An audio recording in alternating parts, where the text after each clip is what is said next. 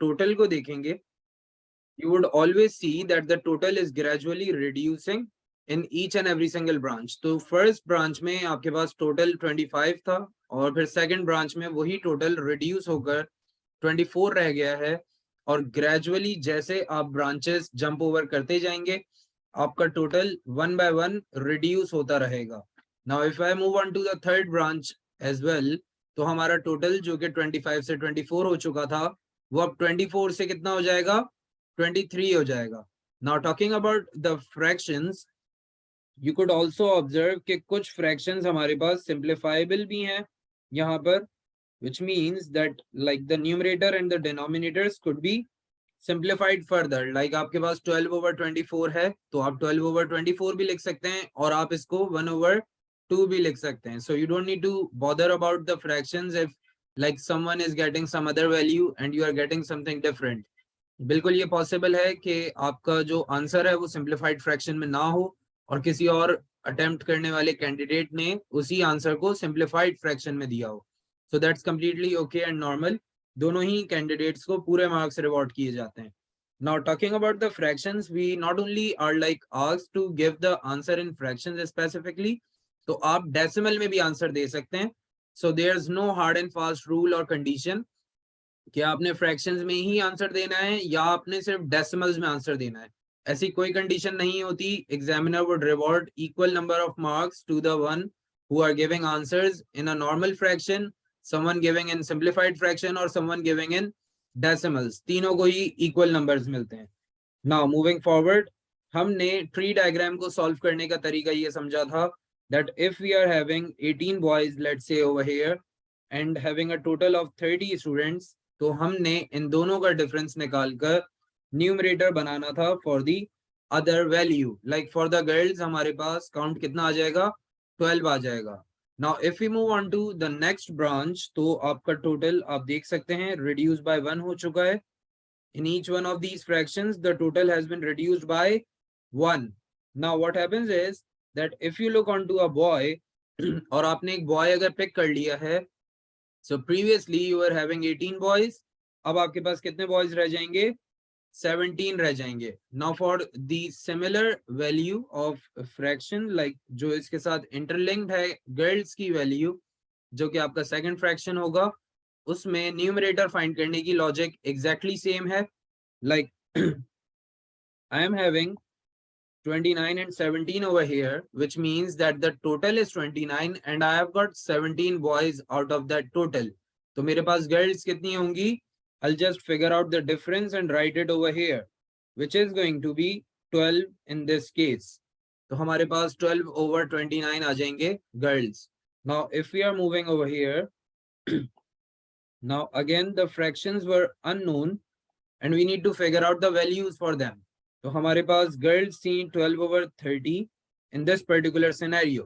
Now if I am picking up a girl, तो हमारे पास preceding value जो होगी that is going to be reduced by 1. Now I would be having one girl lesser than the total.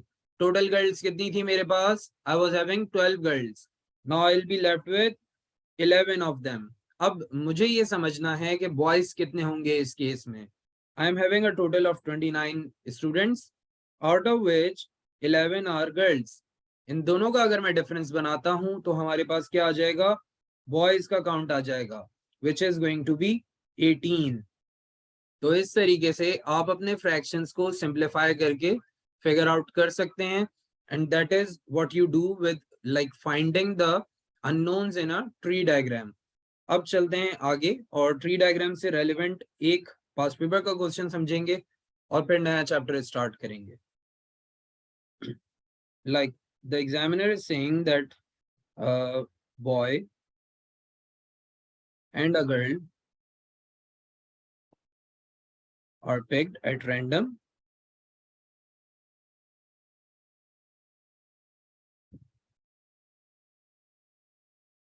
find the probability for this condition.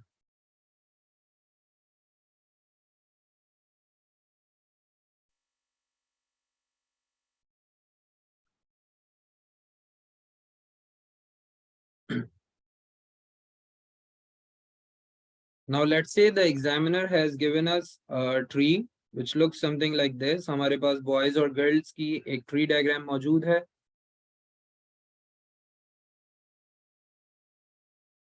Now I've got 40 students in total, out of which 22 are boys.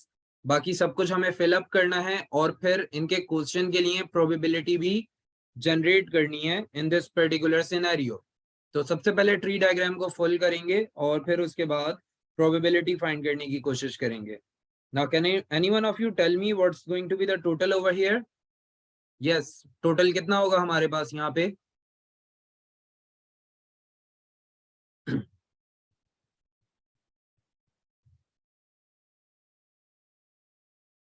Yes, any one of you having any idea? 40, very good. तो हमारे पास total आ चुका है 40. Now can any one of you tell me the amount of girls present?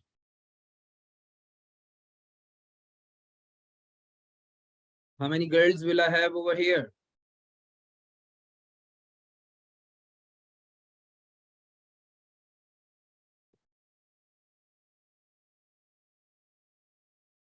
It's going to be 18.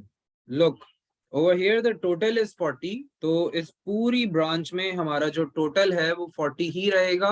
It won't change in any like fraction of this particular branch.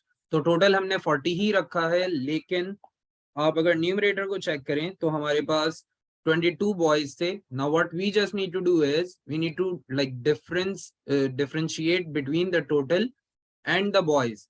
Difference find करेंगे total और boys का, and that would be the count for girls, which is 40 minus 22, and that's giving you 18 girls in this particular class. अब आपने बाकी fractions को full करना है. So I am having the probability of boy over here, then girl, then again a boy and a girl. अब examiner भाई आपसे सबसे पहला काम ये चाहते हैं कि आपने अपने fractions के denominators को fill up करना है. तो आप में से कोई बता सकता है मेरे पास यहाँ पे डिनोमिनेटर कितना होगा? In each one of these fractions हमारा डिनोमिनेटर क्या होगा? किसी को कोई आइडिया है? 39. Very good.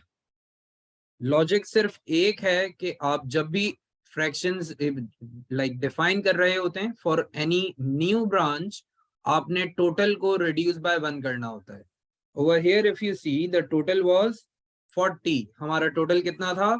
40 था. अब नेक्स्ट ब्रांच में जाएंगे तो टोटल को -1 कर देंगे एंड दैट रिड्यूसेस टू 39. अब आपके पास हर फ्रैक्शन में डिनोमिनेटर 39 ही रहेगा. Now for the boys over here we had 22 of them. अब हम बॉयज की तरफ ही जा रहे हैं पहले. So can any one of you tell me the count of boys over here? इस जगह पे हमारे पास बॉयज का काउंट कितना रह जाएगा? Yes, anyone? Very good. It's going to be 21. हमने एक boy pick कर लिया है, so we'll be reduced to 21 of them. अब इसी एक जगह पर रहते हुए अगर मैं गर्ल्स की वैल्यू फाइंड करना चाहूँ तो वो फाइंड करना बहुत इजी है. I have the total as 39. I already know that I have 21 boys.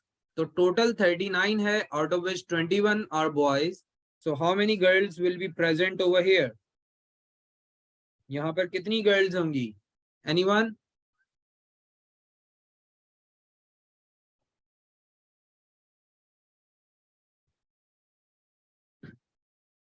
18. Very good.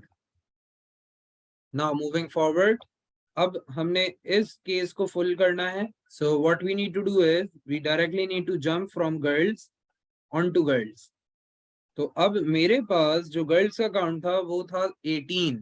Can any one of you tell me the value of girls over here? यहाँ पे कितनी गर्ल्स रह जाएंगी मेरे पास?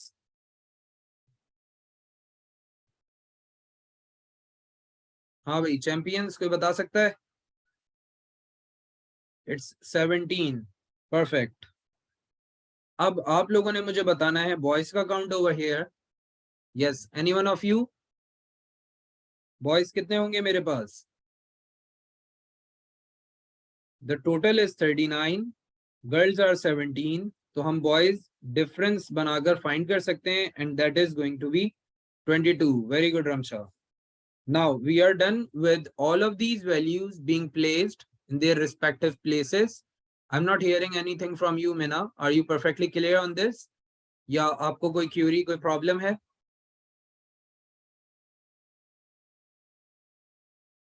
Yes, Mina, are you perfectly clear? Okay, it seems like you are having some issues. आप rejoin कर लें. Just like leave and then join back again. Okay तो अब चलते हैं हमारे मेन क्वेश्चन की तरफ. The question was saying that a boy and a girl are picked at random and we need to find the probability for this condition. अब यहाँ पर प्रॉब्लम ये है कि हमने पहले बॉय और फिर गर्ल पिक करना है, या फिर हम उल्टा भी कर सकते हैं, because the examiner is saying that they both are picked at random. आप रैंडमली पिक कर रहे हैं, so you can either do it like a boy and girl और गर्ल एंड बॉय. तो आप ये दोनों कंडीशंस यूज कर सकते हैं यहाँ पर. अब हमने क्या करना है, हमने फ्रैक्शंस को पिक करके लेकर आना है और इन प्लेसेस पर पुट इन करना है, साथ में एंड और साथ में जो और की कंडीशंस हैं उनको आप पुट इन करते रहेंगे. तो आप में से कोई बता सकता है एंड और का क्या मतलब होता है? What does and mean and what does और मीन? जी, किसी को कोई आइडिया है?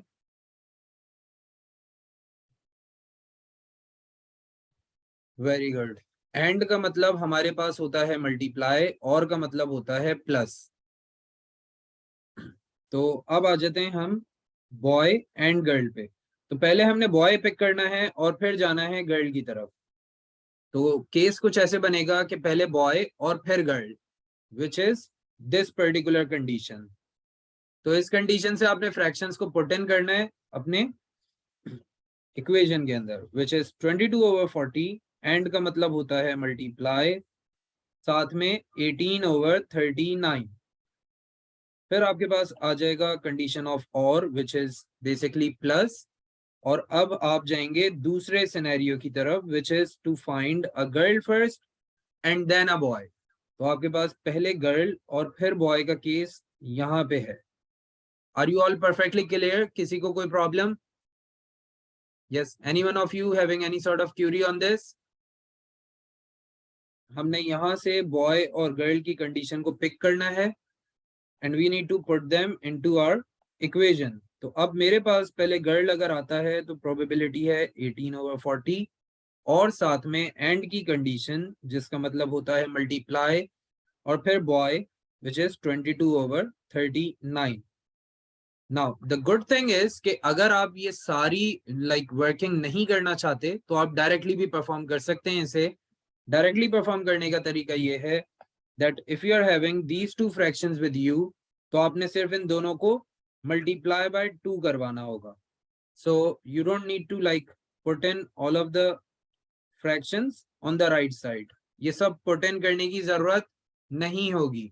लेकिन अगर आप सारी वैल्यूज put in करके सॉल्व करना चाहते हैं तो आप उस तरीके से भी सिंप्लीफाई कर सकते हैं और फिर हमारी वर्किंग कुछ इस तरीके से नजर आएगी. Now I'll just simplify this for you people. I'll be left with 11/20 and it would be 11/20 times 18/39. In fact 18 और 39 को भी simplify कर सकते हैं आप, which would reduce to 6/13. Then I'll have the exact same thing over here. मैं मजीद simplify करूंगा 18 और 40 को पहले, which would produce 6/20 and then 22/39.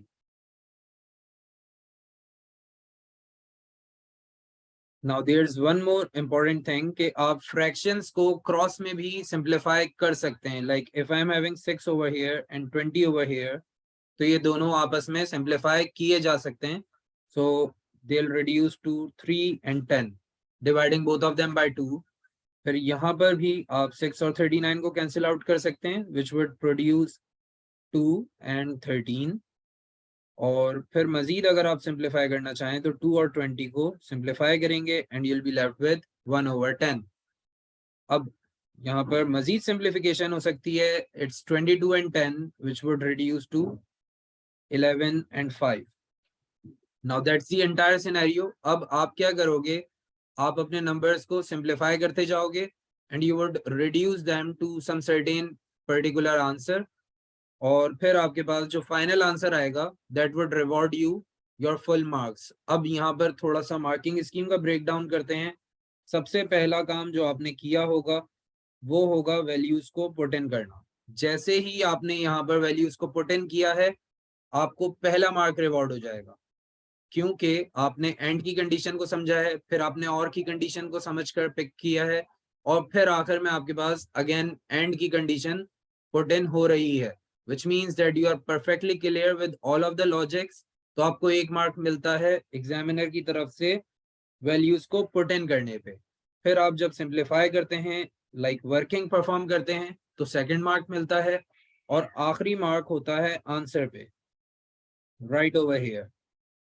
तो इस तरीके से इस क्वेश्चन का मार्किंग ब्रेकडाउन रहेगा। मार्किंग स्कीम में आपने ये मेक श्योर करना है कि हर एक स्टेप को प्रोफाउंडली मेंशन करें, और जब भी कभी इस टाइप का क्वेश्चन आएगा तो उसको आपने ट्री डायग्राम की मदद से ही सॉल्व करना है, कोई और लॉजिक या कोई और मेथड नहीं इम्प्लाई कीजिएगा। Now we are perfectly done with our concepts of probability. तो अब हम स्टार्ट करने लगे हैं एक नया chapter which is vectors. Chapter number 16 होगा ये हमारा, और उसको स्टार्ट करने से पहले मुझे आप लोगों से कंफर्मेशन ये चाहिए that if you people are perfectly clear with probability, then we will jump on to vectors। Otherwise I'll give you a quick recap of the topics of probability। तो मुझे जरा कंफर्म करें, प्रोबेबिलिटी पूरा जबरदस्त समझ में आ गया है या कुछ इसमें लैकिंग है, या कोई ऐसी चीज जो समझ में ना आई हो? Anyone of you having any sort of query? Yes, all of you are perfectly clear, या किसी को कोई प्रॉब्लम, कोई क्यूरी है प्रोबेबिलिटी के किसी भी टॉपिक में? क्योंकि प्रोबेबिलिटी का इस बार बहुत स्ट्रॉन्ग चांस है पेपर 2 में आने के लिए। So whatever we have discussed in like tree diagram and possibility diagram, वो आपके पेपर 2 में इस बार आने वाला है मोस्ट प्रोबेबली। बाकी तो जब पेपर आएगा तभी पता चलेगा कि कितना इंपॉर्टेंट था और कितना नहीं था, but we are guessing it to be a good chance for probability in paper 2। जी, Huda, Meena, Ramsha, all of you and Warda, like all of you are perfectly clear? कोई ऐसा जिसको कुछ समझ में ना आया हो प्रोबेबिलिटी में? ओके, डन है। तो अब हम वेक्टर्स को शुरू करते हैं। फिर वेक्टर्स होगा हमारा चैप्टर नंबर 16।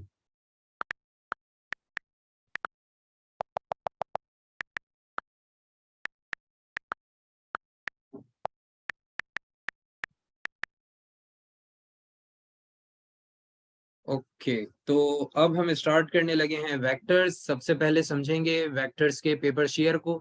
तो हमेशा की तरह चैप्टर के शुरू में वेक्टर्स के साथ भी पेपर शेयर को डिस्कस करते हैं थोड़ा सा। Vectors is primarily topic of paper 1, और दुआ कीजिएगा कि पेपर 2 में ना आए। जैसे प्रोबेबिलिटी के लिए मैंने कहा था, अगर ये पेपर 2 में आता है तो काफी डिफिकल्ट हो जाता है, लेकिन आप लोगों ने टेंशन नहीं लेनी है। हम पेपर 2 के टॉपिक्स को भी काफी प्रोफाउंडली डिस्कस करेंगे यहाँ पे, और समझेंगे कि किस तरीके से वेक्टर्स को हम डायरेक्टली आसानी के साथ सॉल्व कर सकते हैं। और वेक्टर्स की अच्छी बात यह है कि ये ऑलमोस्ट पूरा चैप्टर ग्राफ पर बेस्ड है, तो हमने ग्राफ के लॉजिक के साथ ही इसको कवर करना है, और ये समझना है कि किस तरीके से आप डायरेक्टली इसको कवर कर सकते हैं। पेपर 1 के लिए काफी इंपॉर्टेंट है, और must question would come from vectors in paper 1। Definite question है एक पेपर 1 में इसका, पेपर 2 में ऑन एंड ऑफ आता है ये। और कभी कभार वेक्टर्स आपको कोऑर्डिनेट ज्योमेट्री के साथ या ट्रांसफॉर्मेशंस के साथ भी मिल सकता है पेपर 2 में। Now talking about paper 1, you would see that it will have around 3 to 4 marks in paper 1। 3 से 4 मार्क्स आएंगे इसके पेपर 1 में, और पेपर 2 में इसके रहते हैं तकरीबन 6 to 8 marks. So it would hover anywhere around 6 to 8 in paper 2 अगर आएगा तो। अगर नहीं आता तो बहुत जबरदस्त सीन हो जाएंगे, आपको एक मुश्किल क्वेश्चन इसके लाइक हो जाएगा और आप लोगों को ज्यादा टेंशन नहीं होगी पेपर 2 में, क्योंकि वेक्टर्स जब पेपर 2 में आता है तो शेप पर बेस्ड होता है, लाइक पैरेललोग्राम या कोई भी एक इनएडिक्वेट सा शेप दे देंगे, कोई नॉन ज्योमेट्रिकल शेप भी दे सकते हैं, तो थोड़ा सा डिफिकल्ट हो जाता है पेपर 2 में।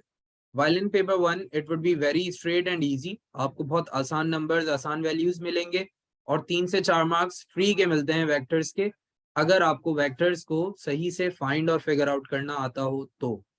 अब चलते हैं वेक्टर्स की रिप्रेजेंटेशन की तरफ और समझते हैं कि वेक्टर का मतलब क्या है।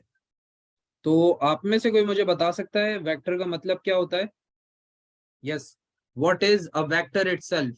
What does the word vector means? Anyone having any idea?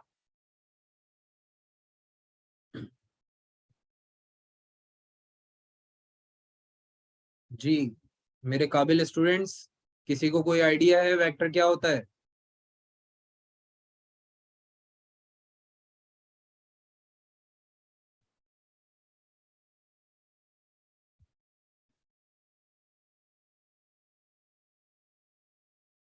Okay, so basically vector is a quantity or like measurement with the help of some direction.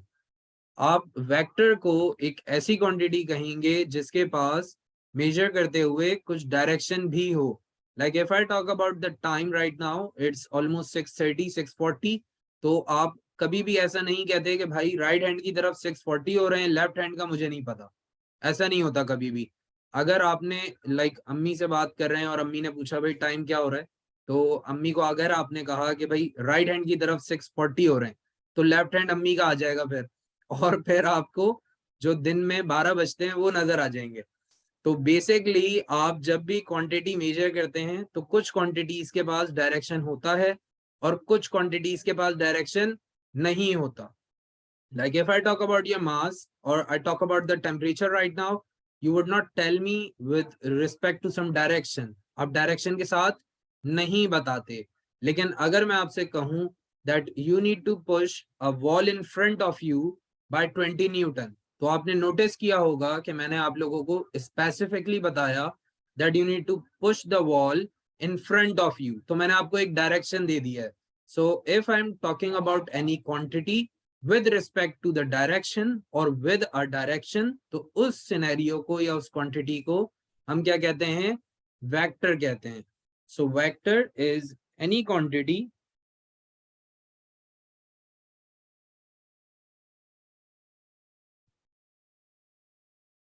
Having a direction, तो कोई भी ऐसी क्वांटिटी जो direction पर based हो उसको हम कहते हैं वेक्टर। और यहाँ इस चैप्टर में हमें वेक्टर को रिप्रेजेंट करना भी समझना है और वेक्टर को फाइंड करना भी समझना है।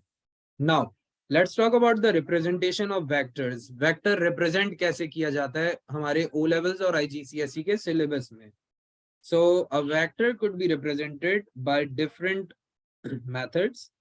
लाइक आप एक वेक्टर ए को रिप्रेजेंट करना चाहें अगर, तो आपके पास एक क्वांटिटी है लेट्स से ए, आप उसको रिप्रेजेंट करना चाहते हैं कि भाई वो एक वेक्टर क्वांटिटी है, उसके पास कुछ एक डायरेक्शन भी है, तो आप क्या करोगे? आप ए को अपर केस में लिखोगे, कैपिटल लेटर में लिखोगे और उसके ऊपर एक एरो प्लेस कर दोगे।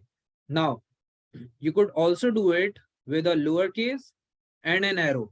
तो आप वेक्टर ए को लोअर केस में लिखकर एरो के साथ भी रिप्रेजेंट कर सकते हो, या फिर आप इसे ओ ए के साथ एरो के साथ रिप्रेजेंट भी कर सकते हो। तो हमारे पास टोटल 3 तरीके हैं, एक upper case with arrow, lower case with arrow and O A with arrow. Like O लगाएंगे और एरो लगा देंगे। तो अब हमें ये समझ में आ गया है कि वेक्टर को रिप्रेजेंट करने के 3 तरीके हैं। आप सिर्फ अपर केस में लिखें और एरो लगा दें, आप लोअर केस में लिखें और एरो लगा दें, या फिर अपर केस में लिखें साथ में ओ लिखें और एरो लगा दें। I would personally recommend you to use the third and the last method. ये वाला मेथड यूज कीजिएगा, उसके बहुत सारे बेनिफिट्स हैं। बेनिफिट्स क्या हैं वो आगे समझ आ जाएंगे आप लोगों को। नाउ स्टार्टिंग अप, वेक्टर को रिप्रेजेंट कैसे किया जाता है ये तो हमने समझ लिया। अब ये समझना है कि वेक्टर की वैल्यूज कैसे लिखी जाती हैं। लाइक अगर मेरे पास एक वेक्टर है a, तो मुझे ये तो मालूम है that I need to write it like this. But if I'm having some values of this vector OA or vector A, how would I define or write those values? तो उसके हमारे पास दो methods हैं. The first one is something like this, जो कि बहुत common method है. यहाँ पर आपके पास जो वेक्टर A है या वेक्टर OA है, उसमें एक वैल्यू है 4 और दूसरी वैल्यू है -5. अब ये वैल्यू आपको क्या डिफाइन कर रही है या आपको क्या बताना चाह रही है ये समझ लेते हैं। Like I was having some graph,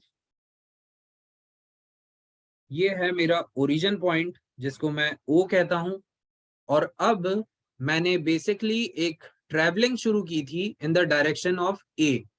तो ए की तरफ जाते हुए मैंने एक्स एक्सिस में कितने पॉइंट्स ट्रेवल किए हैं, 4 पॉइंट्स, और वाई एक्सिस पर जाते हुए मैंने -5 पॉइंट्स ट्रेवल किया है। तो आपकी जो वैल्यू 4 और -5 थी, that was basically telling you the movement that you made to reach on to the point A. तो पॉइंट ए की तरफ जाते हुए आपने कुछ ट्रेवल किया था। You travelled 4 points in X axis and -5 points in Y axis. अब पॉजिटिव और नेगेटिव की साइंस को समझिएगा जरा। If we talk about the positive X axis, तो हमारे पास वो मौजूद है राइट साइड पर ओवर हियर। लेकिन अगर मैं नेगेटिव एक्स एक्सिस की बात करूं तो वो आप लोगों को मालूम होगा कि लेफ्ट साइड पर है, राइट ओवर देयर। तो हमारे पास नेगेटिव एक्स यहाँ पे आ गया है लेफ्ट साइड पर। Now if I talk about the positive Y, तो हमारा पॉजिटिव वाई होता है ऊपर की तरफ, while your negative y is down below। तो ग्राफ के ऊपर आपका जो नेगेटिव y रहेगा वो नीचे की तरफ होगा।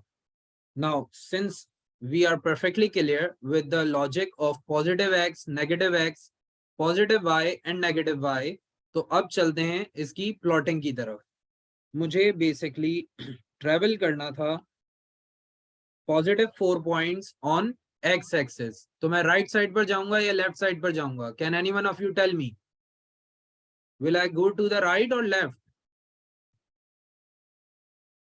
Yes, anyone?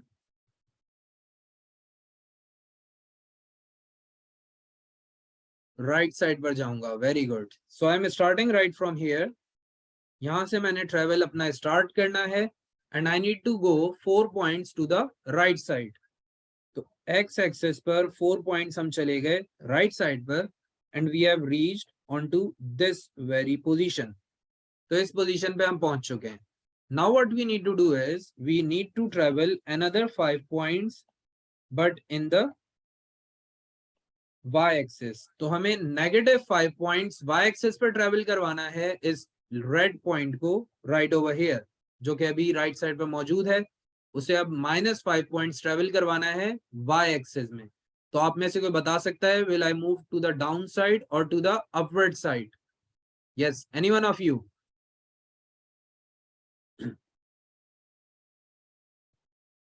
It's -5 on Y axis. तो हमारे पास -5 नीचे होगा या ऊपर होगा? Where will I move?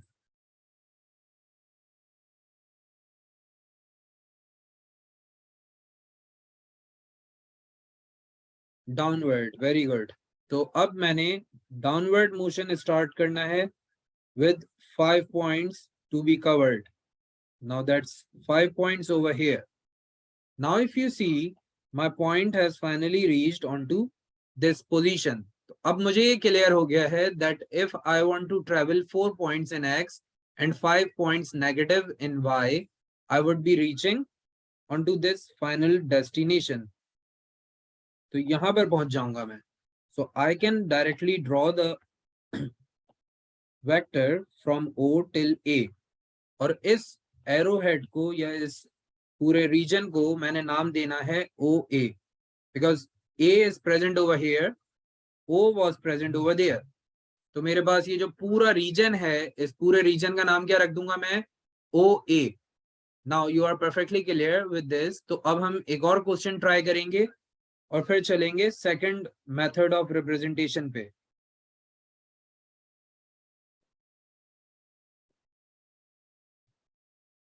Now let's try out -3 and +2. तो सबसे पहले हमारे पास है -3 एक्स एक्सिस में. तो हम राइट पे जाएंगे या लेफ्ट पे? Any one of you? Will I move to the right और left?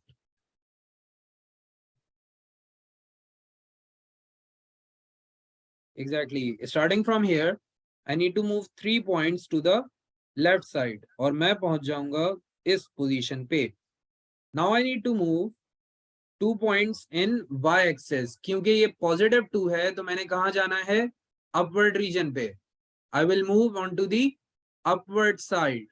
Now I'll travel from here 2 points to the top. और मेरी जो फाइनल डेस्टिनेशन है वो यहाँ पे कहीं आएगी. Now I can say that this is my entire vector for OA. तो ये मेरा पॉइंट A आ चुका है. This was my point O. और हमारी जो पूरी रिप्रेजेंटेशन है -3 2 की, वो मुझे कुछ इस तरीके से नजर आएगी ग्राफ पे. अब एग्जामिनर भाई जो हैं वो इसको रिलेट करते हुए आपसे पूछ सकते हैं फॉर द वैल्यूज, और he could also like figure out like ask you to figure out different sort of numerical based questions on these particular values. तो अब चलते हैं हमारे नेक्स्ट रिप्रेजेंटेशन की तरफ, which is related to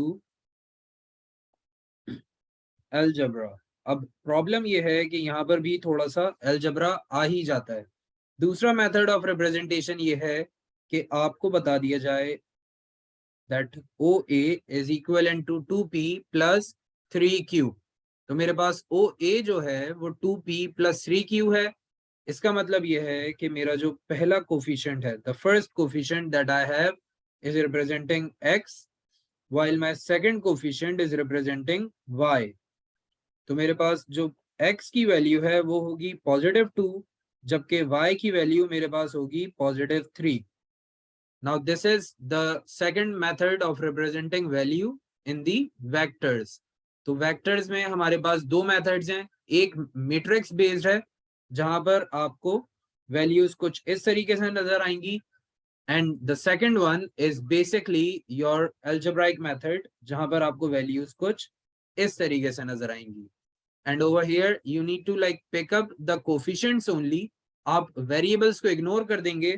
You would just ignore the p और q over here. कोई भी variable जो आपको given है आप उसको ignore कर दें. जो पहला variable है उसके साथ coefficient को आपने consider करना है x, जबकि सेकंड कोफिशिएंट को आपने कंसीडर करना है y. Now the entire logic after this is completely same. कोई टेंशन नहीं है उसमें. आपकी पूरी लॉजिक बिल्कुल एज इट इज इम्प्लाई हो जाएगी like we did in the previous session. तो अब चलते हैं हमारे नेक्स्ट कॉन्सेप्ट की तरफ, which is basically related to using these values to find out unknowns. अब अननोन फाइंड करने के लिए हमें यही वैल्यूज यूज करनी होती हैं. Now the examiner could say कि आपके पास OA एक वेक्टर आ चुका है. अब मुझे आप इसकी लेंथ बता दें.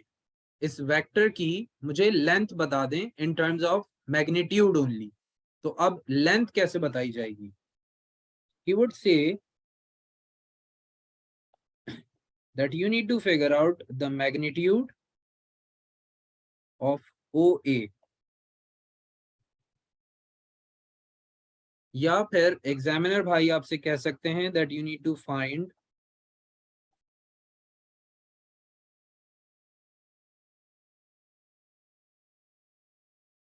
OA with modulus. अब ये दो अलग तरीके हैं आपसे पूछने के रिगार्डिंग द मैग्नीट्यूड. एक तो नॉर्मल मेथड है where the examiner would right away से कि भाई मैग्नीट्यूड निकाल दो और मुझे आंसर बता दो. तो ये तो इजियर मेथड है. We already like know after reading it कि एग्जामिनर हमसे क्या मांग रहा है? मैग्नीट्यूड मांग रहा है फॉर द वेक्टर OA. ये तो इजियर मेथड है. The thing which we should worry about is this one. यहाँ पर एग्जामिनर ने मुझे राइट अवे नहीं कहा that I need to find the magnitude. वो मुझे सिंबल्स के थ्रू समझाना चाह रहे हैं.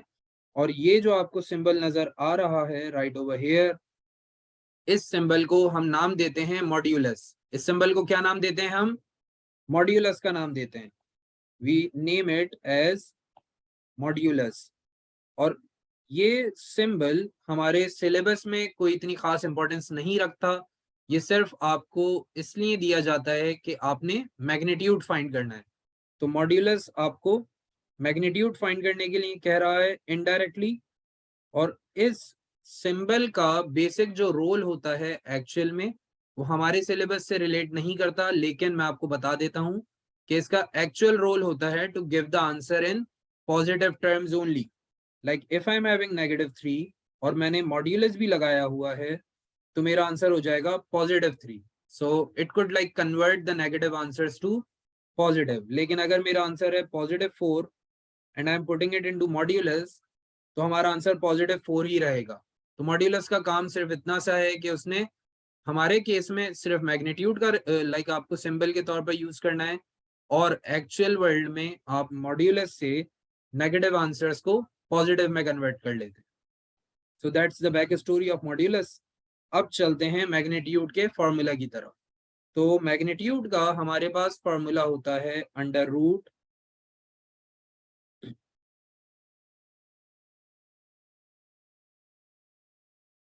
x² + y², and that is the magnitude for any given vector। किसी भी वेक्टर का अगर आप मैग्नीट्यूड फिगर आउट करना चाहें, तो आप इस मेथड के थ्रू उसे फिगर आउट कर सकते हैं। और यहाँ पर लॉजिक सिर्फ ये है कि आप जो भी x या y की जगह पर वैल्यूज रखेंगे, वो वैल्यूज बेसिकली न्यूमेरिक फॉर्म में होंगी। They can not be in the form of variable और anything else. Like I am having a value of 2 for x and a value of 3 for y। तो मैंने क्या करना है, मैंने इस फॉर्मूला में अपनी वैल्यूज पुट इन करनी है। For x as 2, I'll take the square of it, and then 3 for y, and just add them up। तो हमारे पास हो जाएगा 4 + 9 which would reduce to 13। अब यहाँ पर प्रॉब्लम यह है कि मेरे पास एक परफेक्ट स्क्वायर नहीं आ रहा है। So if I M in paper 1, I'll just leave it till here, and if I'm in paper 2, I'll just figure out the final answer by the help of calculator। IGCSE वालों को कोई tension नहीं है, since you people are like allowed with calculators। तो आप लोग calculator बिल्कुल tension free होकर यूज कर सकते हैं, कोई प्रॉब्लम नहीं है। लेकिन अगर आप ओ लेवल्स में हैं और पेपर 1 में कुछ इस तरीके से आंसर आता है, तो आप यहीं पर ही अपने आंसर को ड्रॉप कर देंगे। You don't need to worry about your answer being the most simplified one.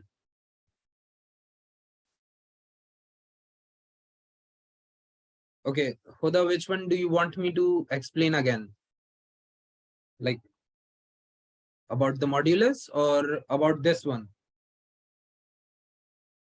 P and Q से रिलेटेड आपको एक्सप्लेनेशन चाहिए दोबारा, या मॉड्यूलस से रिलेटेड?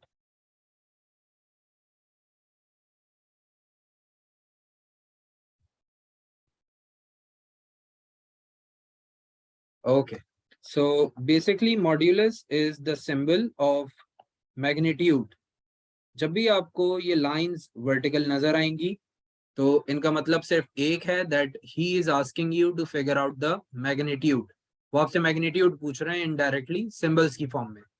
और मॉड्यूलस का काम सिर्फ ये होता है कि इसने नेगेटिव आंसर्स को पॉजिटिव में कन्वर्ट करना है, एंड दैट्स इट। तो आपको बस इतना ही याद रखना होगा कि जब भी ये वर्टिकल लाइंस आपको नजर आए, तो आपने मैग्नीट्यूड का फॉर्मूला लगाकर मैग्नीट्यूड को फाइंड कर देना है, दैट्स इट। अब चलते हैं हम एक डिफिकल्ट क्वेश्चन की तरफ, जहां पे हमें बताया जा रहा है that O B is equal to 5। Now has he given me the vector और द मैग्नीट्यूड? कोई बता सकता है आप में से मुझे, इन्होंने मुझे वेक्टर वैल्यू दिया है या फिर मैग्नीट्यूड दिया है? What is being represented by this 5? Anyone having any idea?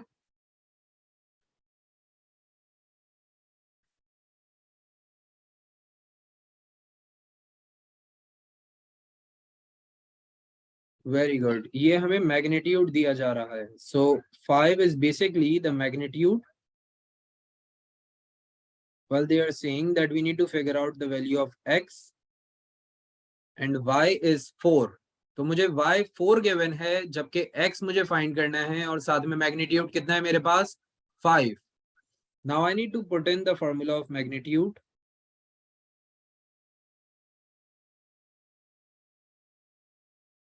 Which is x square plus y square is equals to magnitude of OB.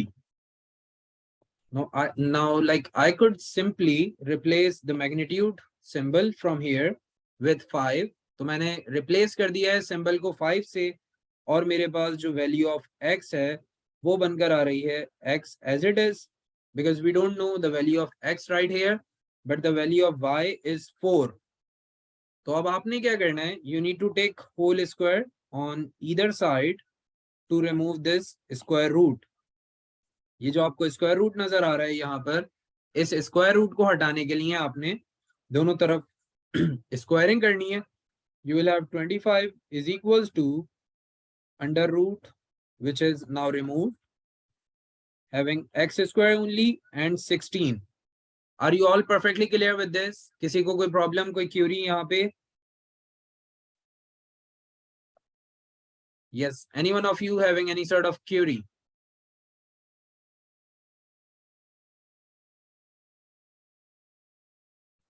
Now I'll just subtract 25 with 16, having x square on the right, and I'll be left with 9 is equals to x square.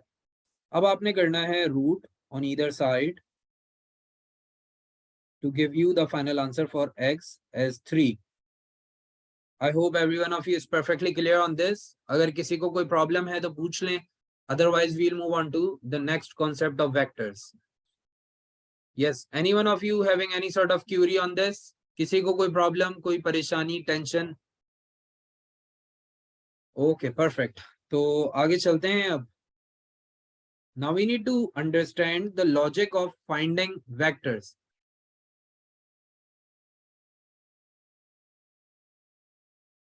Okay, so over here, the examiner would say that you have a vector of OA as 4, 7, while you have another vector OB as 3, -5. अब इन्होंने आपको एक vector दिया है OA और दूसरा vector ये आपको दे रहे हैं OB. अब आपने क्या करना है, आपने एक वेक्टर बनाना है या फाइंड करना है which is AB. तो अब AB मुझे फाइंड करना है, और प्रॉब्लम ये है कि मेरे पास दो अलग वेक्टर्स हैं, एक है OA और दूसरा है OB.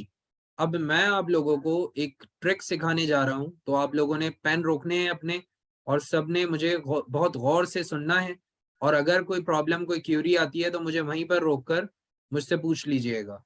So over here we are going to replace that head and tail rule.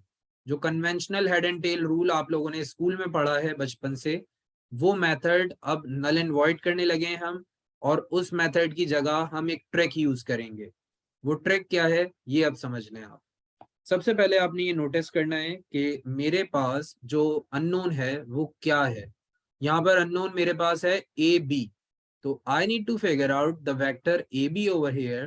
तो सबसे पहली कंडीशन क्या है फाइंड करने के लिए, I shall have two vectors, one for ए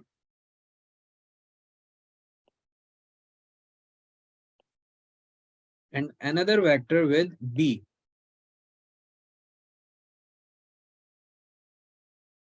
तो मुझे दो वेक्टर्स सेपरेट लेकर आने होंगे, एक वेक्टर जिसमें a नजर आए और दूसरा वेक्टर जिसमें b नजर आए. तो मुझे ऐसे दो वेक्टर्स लेकर आने थे, and I already have these two vectors over here. एक में मुझे a नजर आ रहा है और दूसरे वेक्टर में मुझे b नजर आ रहा है, which is the only good thing I wanted to have. अब मेरे पास ये पहले से मौजूद हैं. अब सेकंड कंडीशन ये है that I shall have a similar extra variable. a similar extra variable, which means that both of these vectors which I am trying to pick them up for the finding of AB, तो इनमें एक third alphabet होना चाहिए जो कि common हो, एक third alphabet common होना जरूरी है। तो आप देख सकते हैं यहाँ पर हमारे पास O जो है वो अननेसेसरी कॉमन अल्फाबेट है, क्योंकि मेरी नीड क्या थी, I wanted to have a vector with A and a vector with B। तो A और B तो मेरे लिए नेसेसरी थे, लेकिन एक अननेसेसरी लेटर भी साथ में चल रहा है which is O in both of these vectors. तो एक थर्ड अननेसेसरी वेक्टर अल्फाबेट होना चाहिए जो कि इस केस में O है, and that fulfils my second condition. अब थर्ड कंडीशन क्या है? थर्ड कंडीशन ये है, the unnecessary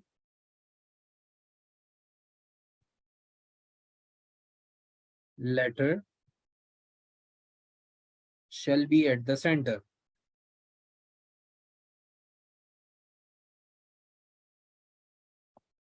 So if I'm like picking up a vector of OA and a vector of OB, तो मैंने क्या करना है, मैंने इस थर्ड लेटर को जो कि अननेसेसरी है उसको सेंटर में प्लेस करना है, like it should be placed side by side over here. तो मेरे पास जो OA है उसको मैं स्विच करवाऊंगा, I will flip it and it will become AO like this and I'll be having OB as it is। अब अगर आप नोटिस करें तो आपके पास O जो है वो सेंटर में आ चुका है, it's the unnecessary letter and we already have A and B present with the either side। तो मेरे पास एक वेक्टर A के लिए है, एक वेक्टर B के लिए है, एक थर्ड अल्फाबेट है विच इज अननेसेसरी, और वो थर्ड अल्फाबेट सेंटर में मौजूद है। I will repeat all of this again. मुझे सबसे पहले फाइंड क्या करना था, ए बी फाइंड करना था। So I needed to have a vector of A and a vector of B, ये मेरी पहली कंडीशन थी। Then both of those vectors, जो मैं वेक्टर ए लेकर आऊंगा और एक वेक्टर बी लेकर आऊंगा, उन दोनों में एक थर्ड अननेसेसरी लेटर होना चाहिए which is my second condition. और फिर लास्ट कंडीशन क्या है, that third letter which was unnecessary should be at the centre. तो यहां पर अगर आप नोटिस करें हमारा जो O है वो सेंटर पे नहीं है, लेफ्ट पे एक मौजूद है और एक सेंटर पे। So I will bring both of them at the centre. Centre में लाने के लिए I need to pick this up, OA को पिक करेंगे और उसे फ्लिप कर देंगे, so we will make it AO। जब आपने ये कर लिया तो उसके बाद आपने वैल्यूज को पुट इन करना है। OA was given as 47 while OB was 3 negative 5। Now the thing over here is कि हमने OA को फ्लिप किया है तो उसकी वैल्यूज भी हम चेंज कर देंगे। Like over here we were having positive 4, तो इसको हम बना देंगे negative 4, और जो हमारे पास 7 है पॉजिटिव में वो बन जाएगा negative 7। OB को हमने चेंज नहीं किया है, so we'll keep it as it is 3 negative 5। और अब आपने वैल्यूज को कॉरेस्पॉन्डिंग टर्म्स पर ऐड करना है, like you are having negative 4 and negative 3 over here, so you'll add them up and it will become minus 4 plus 3। जबकि आपके पास यहाँ पर negative 7 और negative 5 है which will also sum up to something like this, और आपके पास बन जाएगा -1 and -12। Now this is going to be my final answer। अभी फिलहाल आप लोगों को काफी मुश्किल हो रही होगी इसको समझने में, तो हम 3 से 4 मजीद क्वेश्चंस करेंगे and then we'll have a better grip on this particular logic. यहाँ पे आपने कोई हेड एंड टेल रूल नहीं लगाना है, ना ही आपको किसी शेप की जरूरत है। लाइक हमारे पास टीचर्स जो हैं स्कूल्स में वो ट्राइंगल्स को कंप्लीट करवाते हैं, like they create a triangle, head to head और टेल टू टेल ज्वाइन होना चाहिए। ऐसी कोई लॉजिक हम यहाँ पर यूज नहीं करने लगे। So that is my final answer for AB and that's it। अब मैं आप लोगों के साथ एक क्वेश्चन और करने लगा हूं and then we'll wrap up our today's class। Now I am having AB as 3, -7, and I am having AC as 2 and 8. Now, the examiner is saying that you need to figure out the value of CB. तो हमें एक vector find करना है CB. तो आप में से कोई मुझे बता सकता है पहली कंडीशन क्या थी? What was the first condition?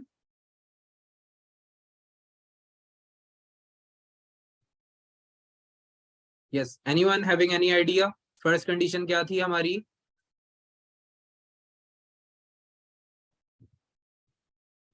The first condition was that I shall have a vector of C.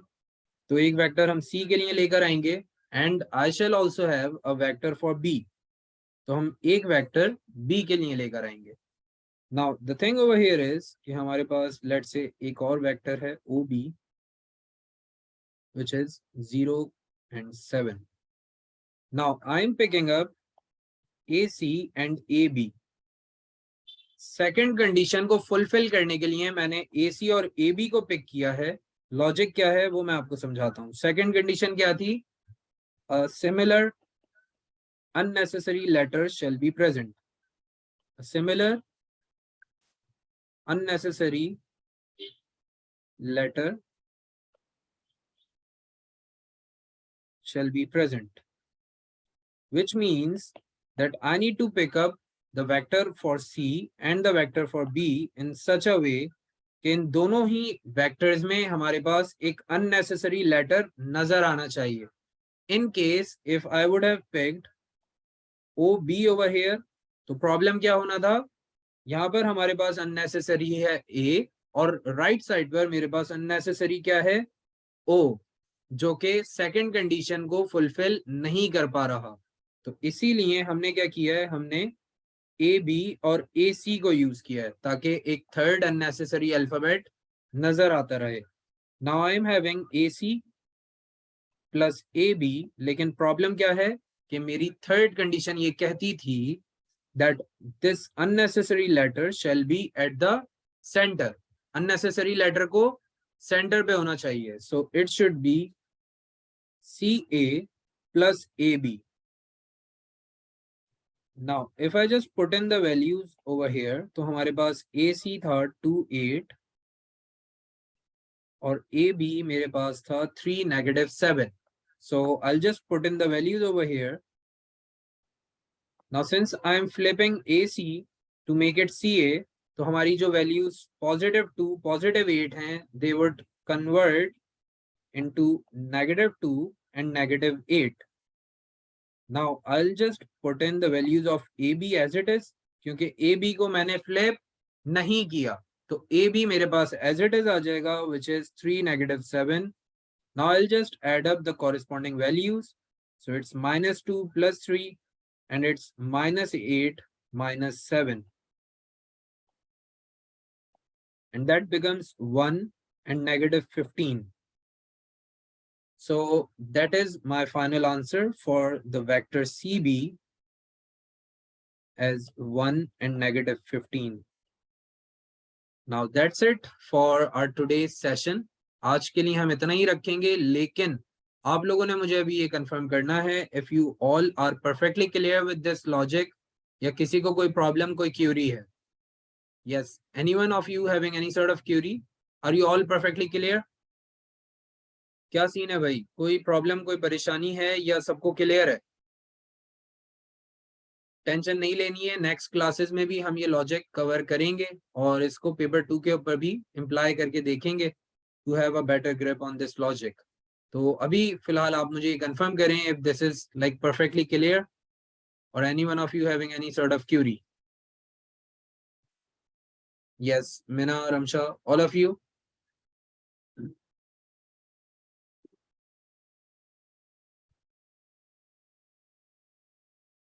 Okay, perfect. तो it seems like all of you are perfectly clear. तो आज के लिए फिर रैप करते हैं और नेक्स्ट क्लास में इंशाल्लाह वेक्टर्स को कंटिन्यू करेंगे. प्रोबेबिलिटी हमारा हो चुका है कंप्लीट और उसके पास पेपर्स और नोट्स आप लोगों को ग्रुप में मिल जाएंगे. साथ में वेक्टर्स खत्म होने के बाद टेस्ट भी ड्यू हो जाएगा. और टेस्ट से एक बात और याद आ गई कि आप लोगों को शायद मैंने मार्क्स नहीं भेजे, तो वो मार्क्स भी भेजने हैं, टेस्ट चेक हुए रखे हैं आप लोगों के, डिस्कस भी कर लिए थे आई गेस हम लोगों ने. So I will be sending them to you इंशाल्लाह जैसे ही मुझे टाइम मिलता है. या we'll be having next test probably in a week. Next week में हो जाएगा या नेक्स्ट टू नेक्स्ट वीक में हो जाएगा. And after that we'll be left with only 7 chapters. तो हमारे सिर्फ 7 चैप्टर्स रह जाएंगे. That would be completed by the end of February hopefully या मिड ऑफ March. तो सिलेबस डन हो जाएगा आप लोगों का इंशाल्लाह जल्द. So that's a wrap for today. See you then इंशाल्लाह on Sunday. Take care everyone. अल्लाह हाफिज.